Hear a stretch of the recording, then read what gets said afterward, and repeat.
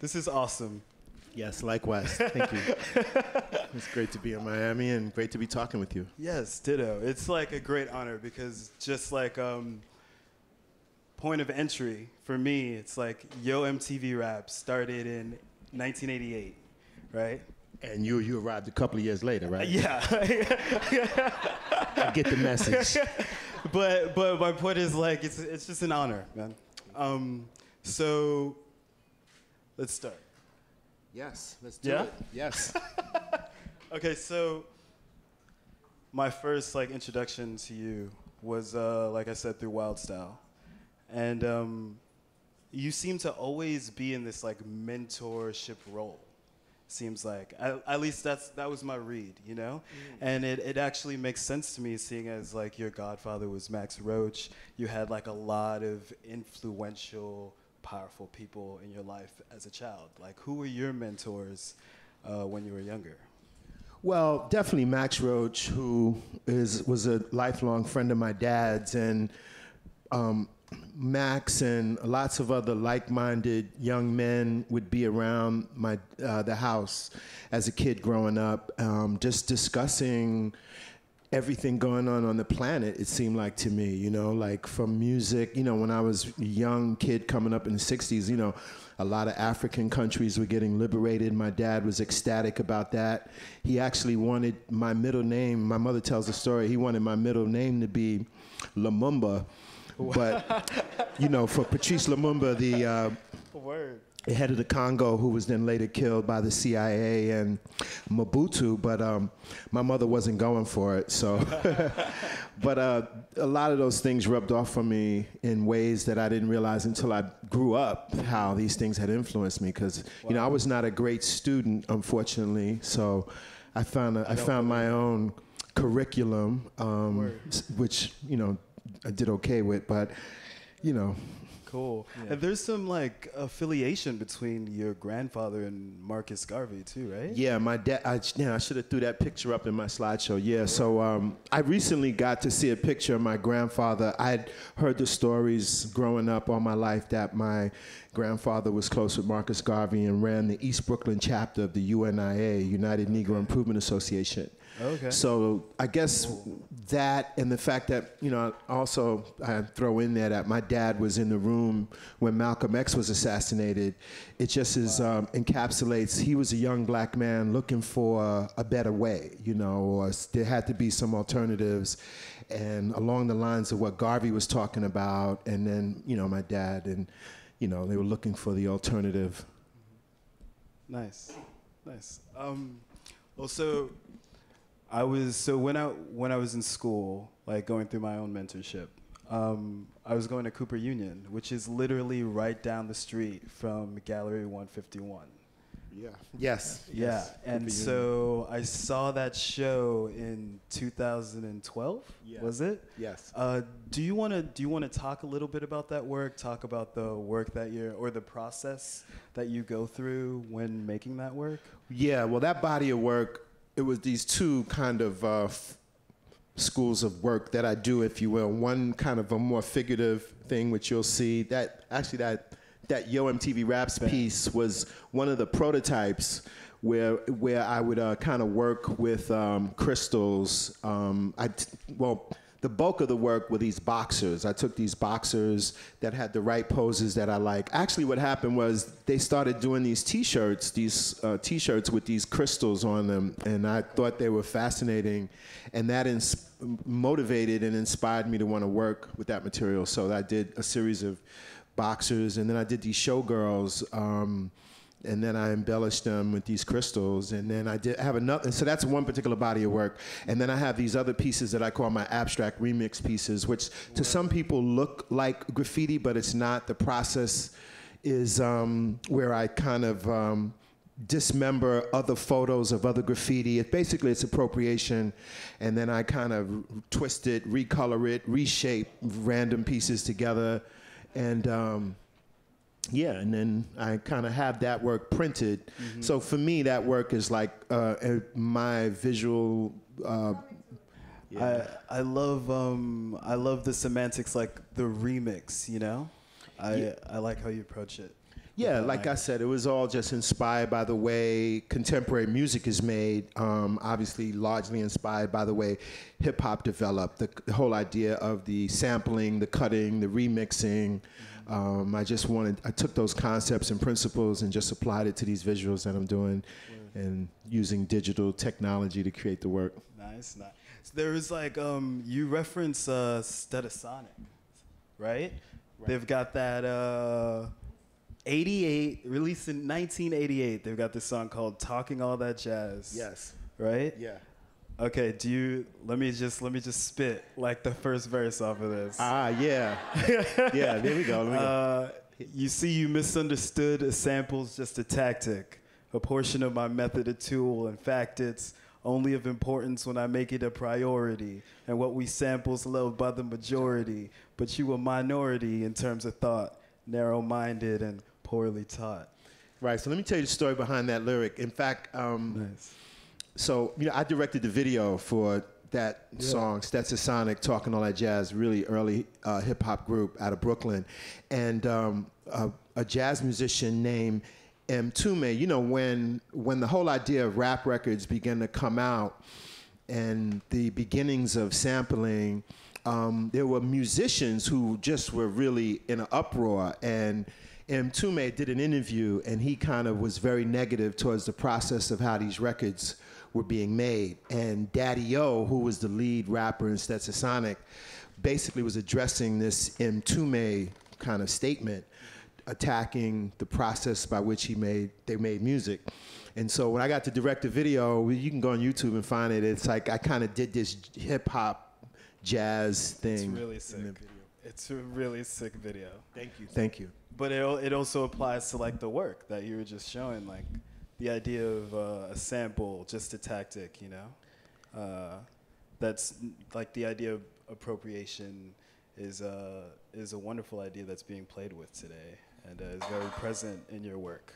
Yeah, actually appropriation, which is a fun thing to do, you know, this semantic game is interesting because once again, the whole idea of collage and in art and appropriation goes back really far in art, maybe started with the modernist movement in France with Picasso and Braque and those guys. When they developed Cubism, they were really putting up little pieces of newspaper, and you know, obviously they got inspired by African art, so there'd be like a semblance of a mass here and there, and that began that process of appropriation. So what are you working on currently? Like, what are you thinking about doing next? Oh, I'm just really consumed making these really wild, amazing paintings in my studio in Harlem, which I love being around them. I'm embarking on a new figurative series using, well, I'm focusing on Jack Johnson, and I have a series that I'm developing. It's called Johnson & Johnson, so it's Jack Johnson. For those of us that don't know, who is Jack Johnson? Yeah, Jack Johnson is this great heavyweight fighter. He was the first black man to be the heavyweight champion of the world, and he was just an amazingly incredible individual. It's an amazing documentary called Unforgivable Blackness, if you've a Ken Burns film, about a 4-hour epic, which shows this man's incredible life. And I just really like that. So the series is going to be images of Jack Johnson and images of Bumpy Johnson, who was this Harlem gangster / Robin Hood, if you will, that went to war with Dutch Schultz, who tried to come into Harlem and take over the number business. But Bumpy was an interesting character. He was very intelligent, well-read, opera fan. So, yeah, very interesting guy that I'm going to put on canvas. Very cool, very cool. So I know, like, when we were talking earlier, I was like, whoa, because I know a lot of people, when they're talking about your work on canvas, they refer to it as graffiti. And I know you don't necessarily agree with that. But do you want to talk? Well, yeah, you know, in the beginning when I began to make paintings, this is going back to the early 80s, and I was very aware that walking into a studio and creating work in that context is not sneaking into a subway yard, looking over your shoulder to make the work, which was very much a part of the act of graffiti back then. That was a very big part of it. So I never tried to call myself a graffiti artist, but as me and my cohorts back then began to get some attention, the media and press just labeled us that. Yeah. So, yeah. Yeah. Because I do know that, yeah, that misconception has been had. However, you are very much responsible for like the connection between like street art back in the early 80s, late 70s, and like the downtown art scene that was going on. Do you want to kind of like paint a picture of what New York was like at that time? Like going from the Bronx and like going down to downtown and like literally bringing those people together. That sounds awesome. Well, you know, boy, it was a total different scenario. I mean, people ask me this a lot, and it's pretty fascinating when you've been blessed to have been around for a minute, a long minute, and have been able to see these immense changes. But essentially, it was a fertile ground. And it was a long history of Lower Manhattan having little pockets that were open to any and everything that you wanted to do or be or say. And so that ground was very fertile at the time when I kind of ventured to that part of Manhattan to find people that I felt would be supportive of what I was trying to do at that time. And I was right.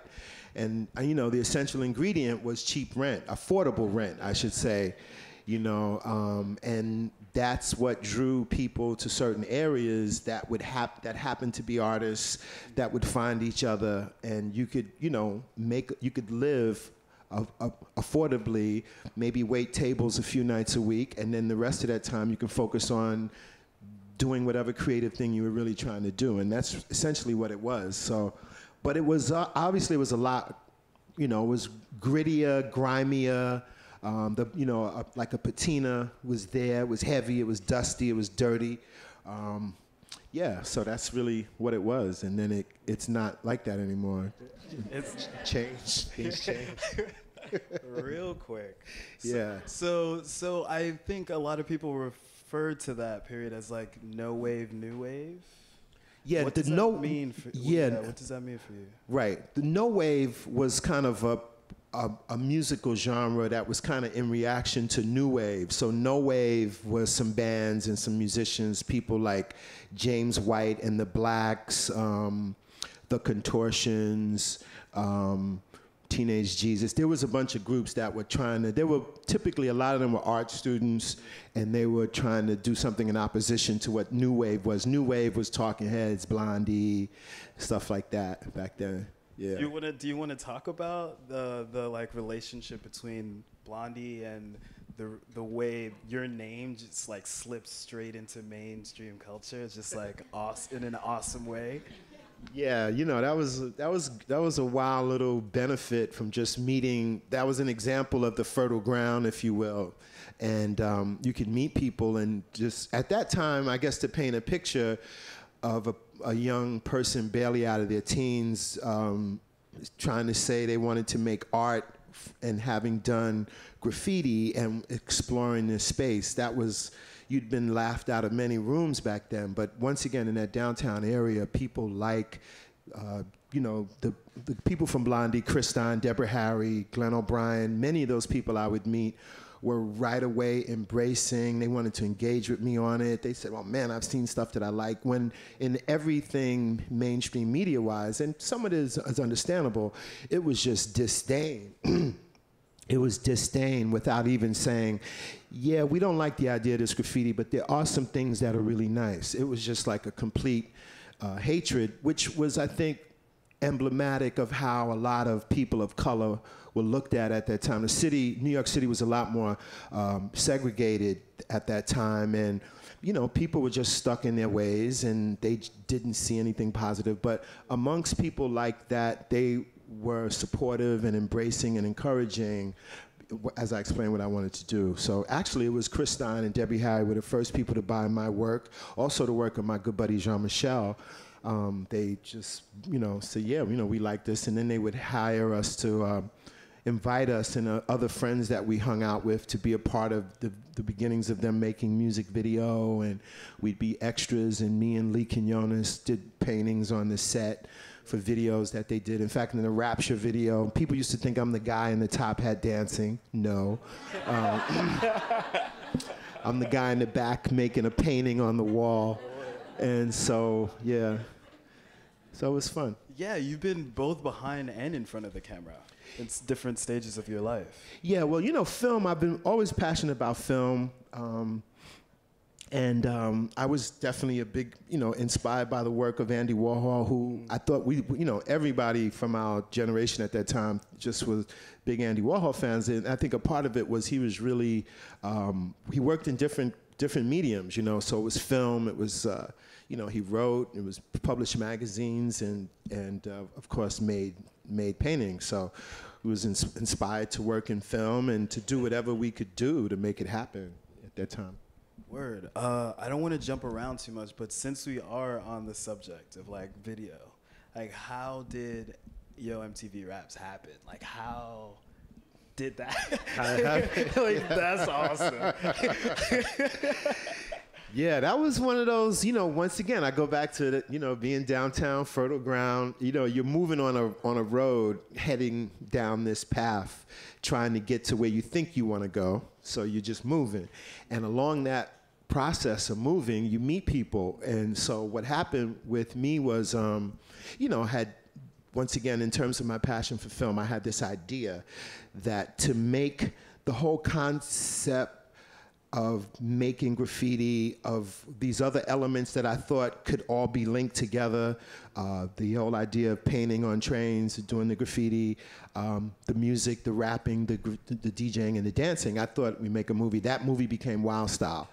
And I had the idea, I collaborated with Charlie Ahern. We figured out how to get the movie made. I wasn't supposed to have been in the movie. That was never a part of the plan, but at the 11th hour, we had cast all the roles in the movie, and we were sitting around, what are we gonna do? And Charlie was looking at me with this funny look, and I go, Charlie, why are you looking at me like that? Next thing you know, I became one of the characters in the movie, a character called Fade. So I had this on-camera persona, presence. I had been a part of Glenn O'Brien's TV Party, who was another early mentor of mine. And then I had, you know, having introduced Debbie Harry and Blondie to rapping, and then ending up in the video and the song becoming a #1 hit. This friend of mine had become a producer at MTV early on, a guy by the name of Peter Doherty, who sadly just passed away. And Peter, who knew all these moves I was making on the scene, he's a producer at MTV. Rap music is starting to jump off the shelves without any marketing, any promotion, no videos. I'm talking Run DMC, LL Cool J, Houdini. And Peter was lobbying the people at MTV, like, we need to do something to represent this exciting new music. And when they gave the show a green light, and they said who would host it, Peter was like, I think I got the guy. And next thing you know, Peter is telling me this, and I go, come on, please. Me? But he goes, yeah, you. And I'd been telling him, I said, well, he said he wanted to do a screen test, which we did. And, you know, I guess the other thing I like to add that all the VJs on MTV at the time would do these like multi-hour stints in this studio with a moving background, they would superimpose stuff behind them, and you'd watch these videos or watch MTV, and you'd grow to go like, you know, who is this guy? I hate him, you know. Like, why is he on TV? Like, I just, you know, personally, I just want to see that Michael Jackson, you know, like that Prince Doves Cry, one of the only black artists you'd see. I'm like, you have to sit through hours of Duran Duran and all this other shit. I'm not dissing those artists, but that was, he's like, oh God, when is Michael gonna come on? Like, shit, man, you know.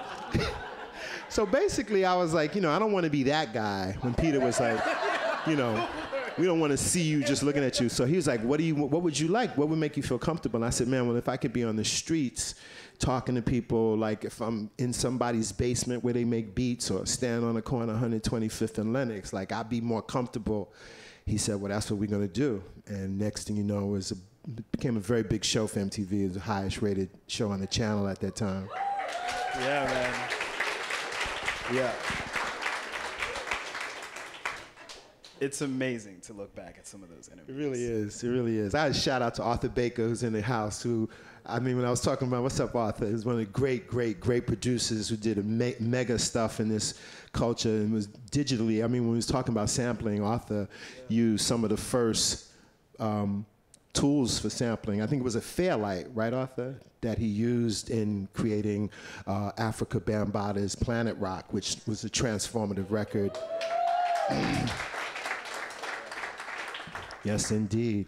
Yeah, I think I'm positive it was Bambaataa. He was like, yeah, Freddy, like, introduced me to a larger audience. Yeah, you know, it's ironic that's a good point because the great thing happened yesterday. So this pivotal place where everybody in the downtown hip new wave scene hung out was a club called the Mud Club, which was all the way down Lower Broadway on a little side street called White Street.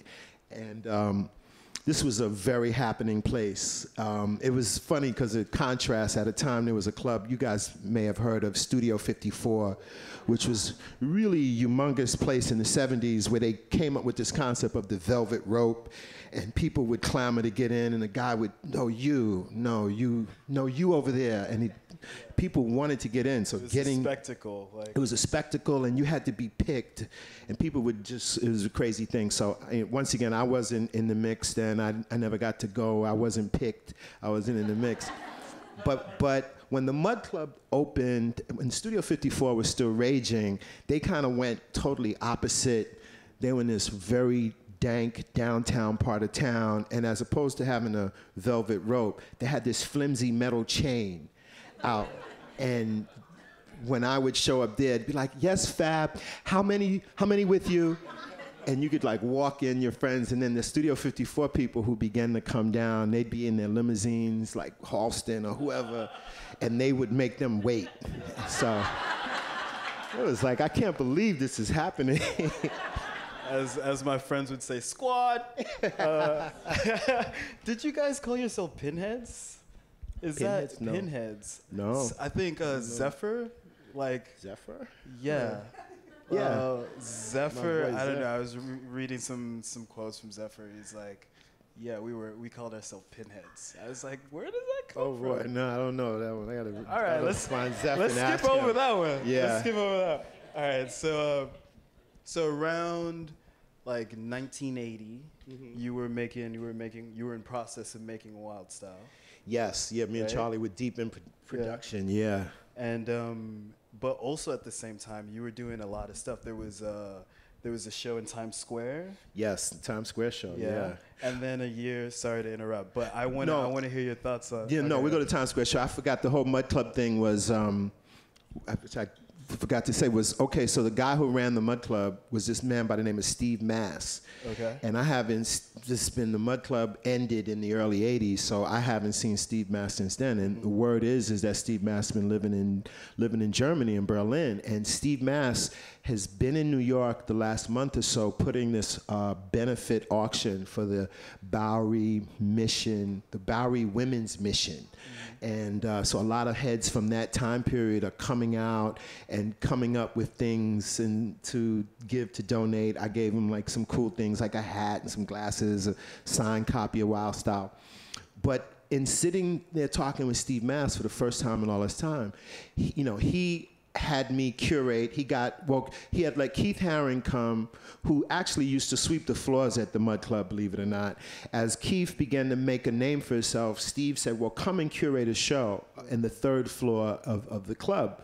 And I was in that show and some other new friends I was making. And then Steve said, hey, Steve Mass wants you to do a curator show because he's hearing this buzz about the graffiti stuff and things that we're doing.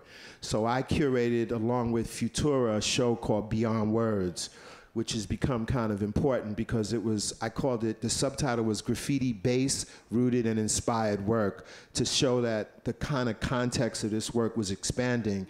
And so we had this great exhibit, group show with tons of us, Crash Days, Pink, Futura, Jean-Michel, everybody was in the show together. And then for the entertainment, I got Bambaataa and Busy Bee, because I had become friends with these guys now working on Wild Style, and I got them to come. And that was one of the first downtown shows where people got to see the people that really invented the hip hop music in the Bronx. So that happened at the Mud Club downtown, and that, you know, Bambaataa got really inspired because Bam his subtitle was the Master of Records, and he had not just funk and soul and, you know, and all that stuff. He also had a lot of rock and R&B and new wave records. So he was able to, like, oh man, I got like this punk rock, new wave, young white audience listening to the music, and that was a big inspiration for him going to make Planet Rock. Word. Mic drop. So who else was like hanging out at Mud Club? Like there's also Basquiat. Oh yeah, man, Mud Club, boy. I mean, some of everybody. Like, you know, if you were like in the new wave, the art, the film, if you were in that little world that we were in, that was one of the main spots that we hung out at. And it was really exciting. I remember when the Sex Pistols were the big thing, and Johnny Lydon, Johnny Rotten was there. And it was just David Bowie. I mean, it was just everybody would come through that was really cool making music. So cool. Debbie Harry, I think she did. Oh my God, that's right. Our dear friend Debbie Mazar worked the door. She probably was a bartender.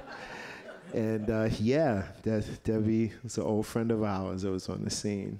Became an actress now, yeah. She sat on the stairs, she was 16 years old. Okay, there we go. Thank you. There you go.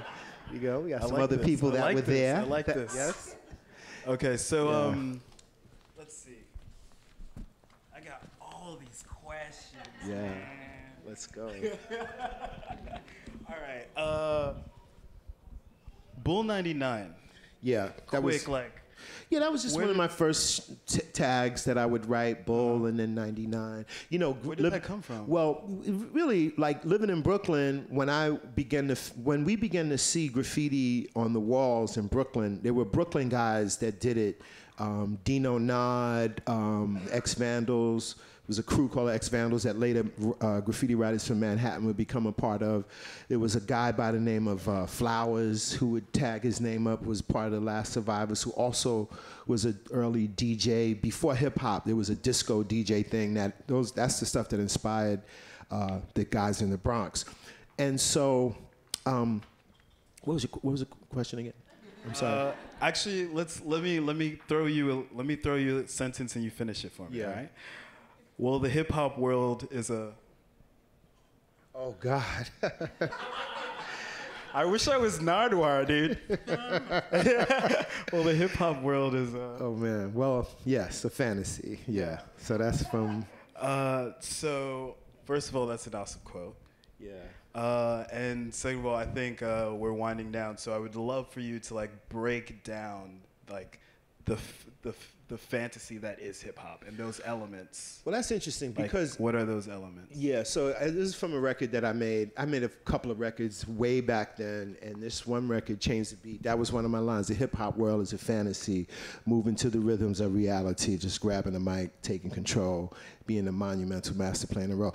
I mean, you know, most rappers made things up. That was the thing about most rap. And in the beginning, it was a fantasy world, which was great. You know, you just create this alternative reality, this alternative universe, and that was just my take on what it was. It was a fantasy, but moving to the rhythms of reality. So, you know. Very cool. Very Yeah. Cool. I think we're gonna open it up for questions. Is that cool with you? Okay. All right. Are we gonna pass around the microphone? Or no, we can just have you guys stand up. Anybody with a question? What's up, my man? What's up, how you doing? Hey, how are you? So that picture of you in KRS, it's not up there. Yes. The PE shirt on. Yeah. Like one of the endless photos. Yeah, so that was directing, the first video I directed was, which happened a little bit before Yo MTV Raps happened. I directed KRS-One's first video, My Philosophy. So thanks. And I looked at that picture recently and I realized what I'm wearing, because the idea was the whole way I started directing videos, I was still making paintings. I got a little restless with the idea. You have a couple of shows a year, and it's just you in the studio looking at a blank canvas. And I thought, well, I'd learned a lot of rudimentary filmmaking in the process of making Wild Style. There wasn't great platforms for music video, but I felt it coming, and I thought, here's this group, Public Enemy, and let me go and campaign around these guys to try to get to do one of the music videos from their first album, Yo Bum Rush, The Show. And Chuck D they entertained many conversations with me. I wrote concepts for about 6 songs on the album. Chuck would later tell me, we produced this whole album for about $30,000, and that was the kind of low budget video dollar amount at that time. So Chuck couldn't understand, like, why would they spend $30,000 on a video when we spent $30,000 making a whole album. So I had all these ideas, and the buzz around those ideas got some other labels, and Ann Carly that ran Jive Records was like, you'd be perfect to do this video for KRS-One. So I was kind of like the spirited Public Enemy with the t-shirt on, I guess, while I was on set directing. That's the story.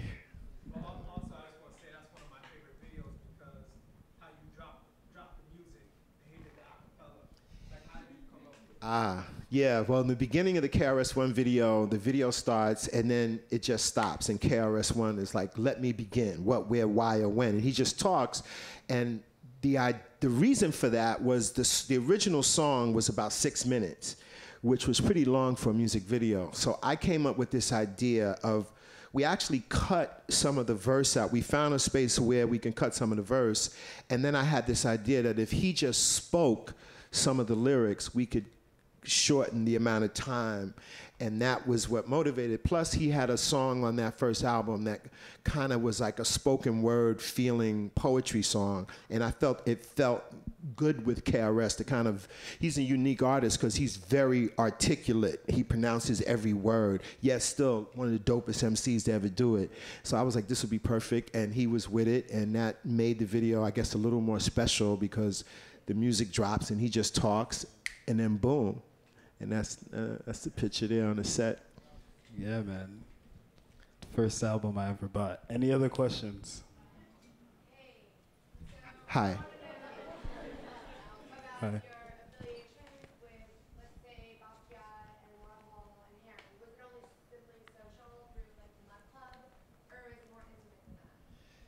Yeah, well, you know, Jean, Michelle, and I, we were very close, as I was very close with Keith Haring. Like, we were just in and out of each other's studios, partying.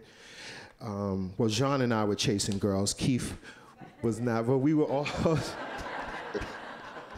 we were all just hanging out together all the time, and we were all big fans of Andy. And as we began to, I guess things began to happen, Andy wanted to come around and hang and come to parties, and of course him and Jean-Michel became really good friends. They collaborated on a body of work, and that got Andy to actually paint again. He had been just silk screening work, so then we got to become really friendly with Andy, as opposed to just like, oh wow, look, like there's Andy Warhol, which is what it would be like. Like if Andy showed up at an event, it was like a sign that you kind of doing the right thing. If he would, it really meant a lot back then. And then we got to be friendly with him. He's a good guy.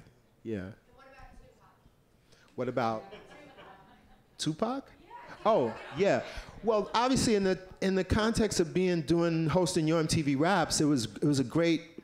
Although brief, it was really super impactful because a lot of amazing artists were coming out defining different aspects of the genre, and their first time on TV would be with me, typically, and Pac was just somebody that I clicked with, and we were able to kick it. He was, became a good buddy, yeah. It's crazy. All right. Hey, Stacy, what's your question?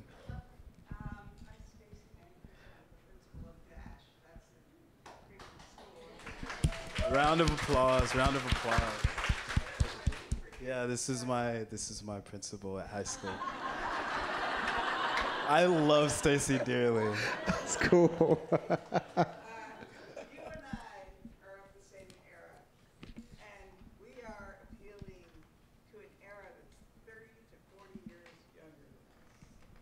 How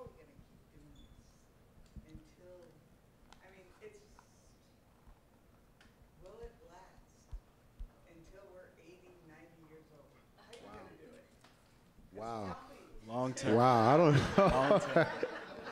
I don't know. That's an interesting question. I've never been asked that. I mean, you know, I can only speak to myself, you know, and I don't know. I mean, I'm always curious, and it kind of starts with that. So I'm always checking out things and, you know, want to know what other people are into and talk to them about. I mean, there's a lot of this. Funny, I just met this writer, interestingly, who I'm a big fan of, John Carmonica. He writes the music reviews for the New York Times, and he writes about some of the contemporary hip hop music that I'm not a big fan of, okay? But I'm always want to know, well, how does this work? Like, why are people, what are they finding in it? And I'm not going to listen to some of this stuff repeatedly to find out. And then when he writes a review, he really breaks it down. And I go, okay, I got it. And recently I met him. I don't know if that answers the question, but it doesn't. I think it does. I think it does. Like, you have to break it down for the future generation so they understand the elements involved so that they can continue the momentum. We were just talking about recently, where a whole other generation is finding you from social media and stuff. Right. Will continue That's a good point. here You're right. because now a younger generation, because of social media, because they can look us, we always hear. That's exactly right. So when younger people come up to me, under 20, under 30, if you will, but when young people come up to me, and by the conversation, I could already, like, you know, based on what they're asking me about, I can tell that these are the smart ones. They've done the research, like this gentleman here. It's all on. Yes, which is a great thing. But I always tell these kids, there's no excuses because it's all just a few clicks away. So, you know, in our generation, if you will, we had to hit the library. You had to go through 5 record stores to find the right records, or, you know, whatever you had to do to get the information you were looking for. It's so at your fingertips now. So to really connect to younger people, I mean, you have to just know that the smarter ones are doing that, and you could have a conversation with them like people that are your peers, if you will, and that's what I find. I take that to heart. Do you want to? Thank you, man. Do you want to take a question? I feel like I've been. Yeah. Okay. Yes. Is that Jordan? It is Jordan. Hello, Jordan. How are you? It's a great piece today, by the way. Thanks. Thank you. Thank you. It was indeed. Likewise. Lucky guy. I actually got a question. I wanted to ask you a question of both of you. For Fab, do you think that kind of fluid mix that enabled you to make all those connections and for other people and to make the world open up for you and open up the world to this whole other world that was happening uptown? Do you think that kind of situation could happen now when everybody's so tuned in and everything is so corporatized and marketized and all of that? And James, I'm really curious that you're so into this, what it is about that era that appeals to you or attracts you. That's a good question. Well,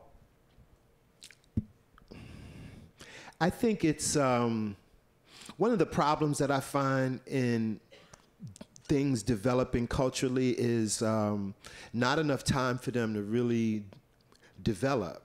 So because of all these new digital tools we all have, as soon as there's a buzz about something going on, it's online, it's exposed, it's picked apart. If there's an inkling of anything kind of significant there, money is thrown at it. Really, I mean, nothing wrong with money, but too quickly it could really destroy a situation.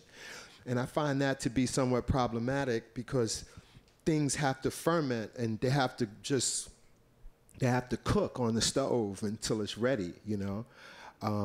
And I think, I mean, not to answer for him, but I think once again, like, you know, the people that are really curious and, you know, really smart, they just know how to just, you know, attack the information and dive in.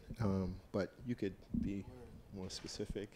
Sure. I mean, also to ducktail on what you just said, I mean, it's like you put your number in the Village Voice and you got a call from Rome. Like, that's crazy, right?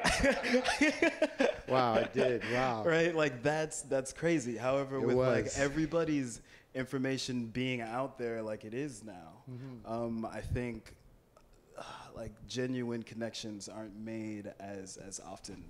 And so yet, like, though people like hashtag Post Malone like can blow up, like he's got how many songs does Post Malone have? Like 2?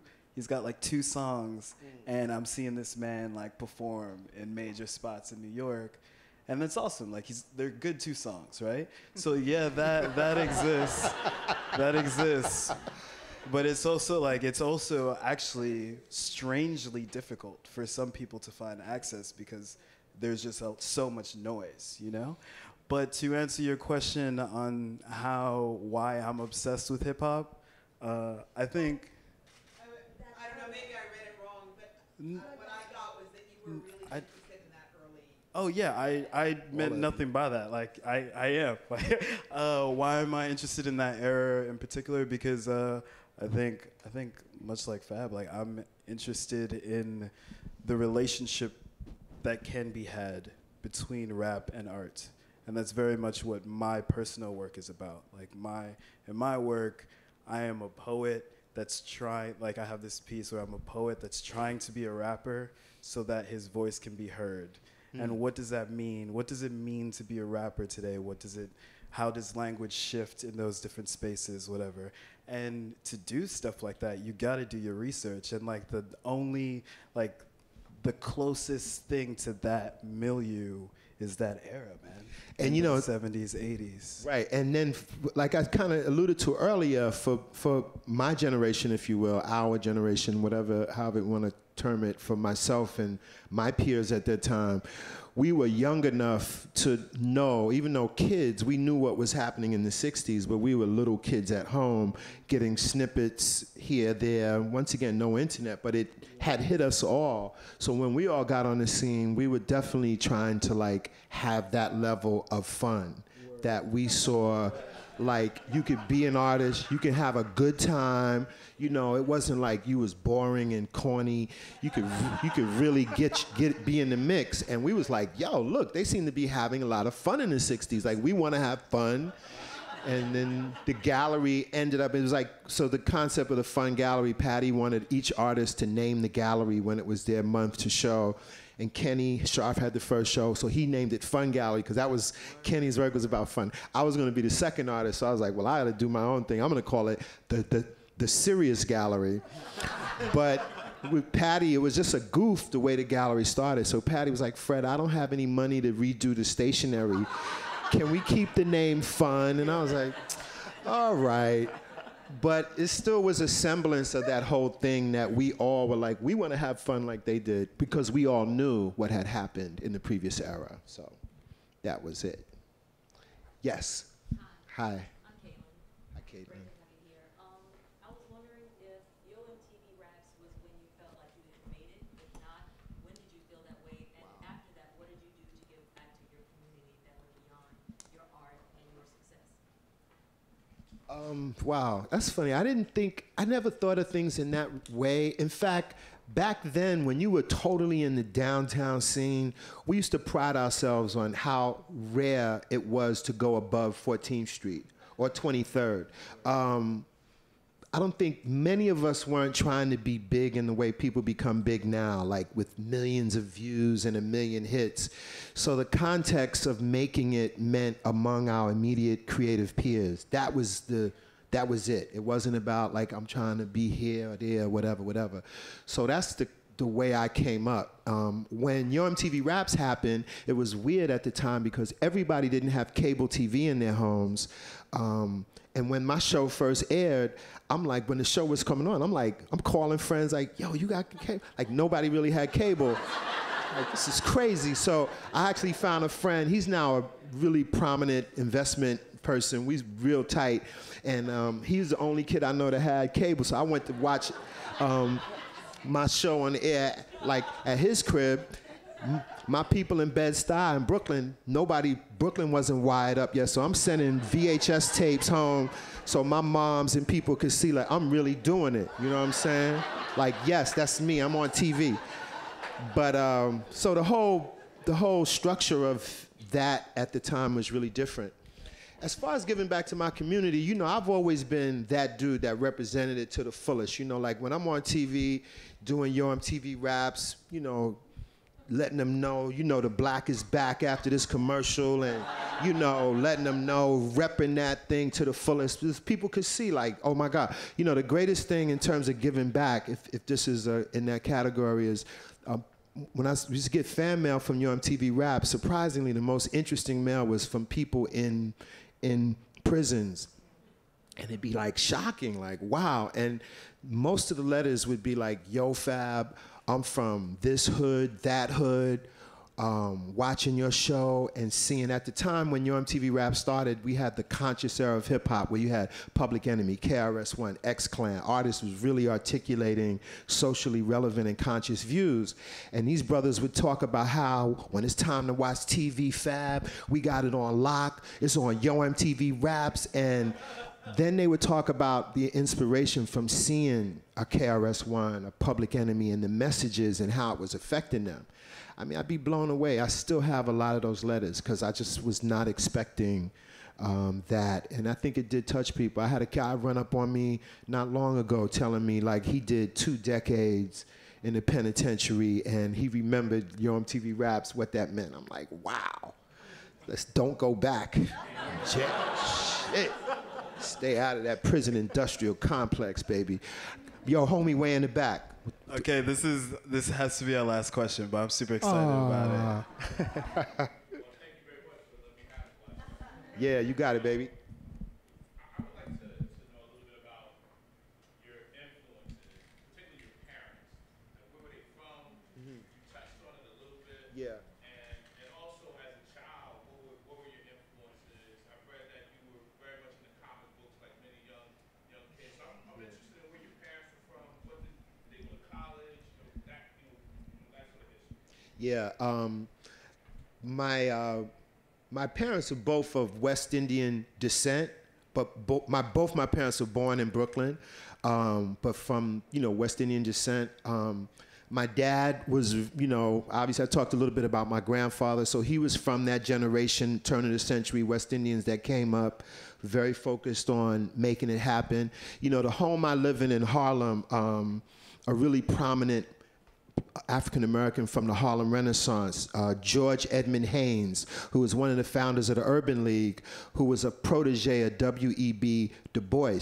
I lived in the house that was like 2 generations of his family lived in that house. And I think about the fact that my grandfather was from a different side of it all, where the Booker T. Washington, W.E.B. Du Bois talented 10th concept was in effect and probably would be talked about in my house, whereas my grandfather in that period was following Garvey, which was like, let's get our own thing popping, let's get this going. Black folks have a great history, tradition, let's recognize it. So those were the kind of concepts that were in my house that, you know, it was a lot of books, a lot of periodicals, a lot of global discussions going on about what was going on in Africa, Cuba, right in the streets. And, you know, there's a Spotify playlist that I put together as a part of this. And the first song is a song from Max Roach, did this record called We Insist. And it's considered one of the first protest records in America that begins at the beginning of the era of, you know, civil rights, women's rights, anti-war throughout the 60s. And I would look at the cover of this record all the time, and it was some men sitting at a lunch counter, black and white photo. They're looking back at you, not looking too happy. And I remember being really young, asking my dad what this was about, and he would tell me, like, they're protesting. And as I would grow up through that period, I would know that this was going on.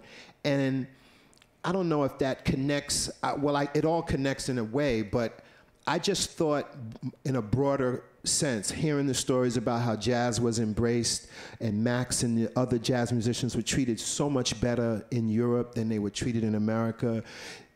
I guess I just thought that things could be done if you put them together in the right way, and if you could reach that correct audience, you know, you can make things happen. So I guess a lot of it was how do you circumvent the obstacles that are there to figure things out. And a lot of that came from just growing up around a lot of very hip, very cool, but very smart individuals. And that's a snapshot of the family that I came out of. Word. And there's a great picture of Max, Miles Davis, Sonny Rollins hanging out. It's a rare picture that I found. And yeah, I think that's also like a great snapshot of hip hop as a whole, like navigating the obstacles. yeah.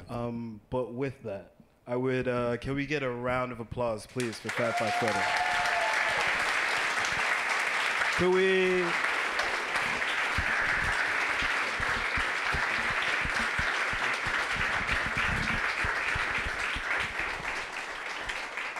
Could we also get a round of applause for YoungArts for having a conversation like this happen?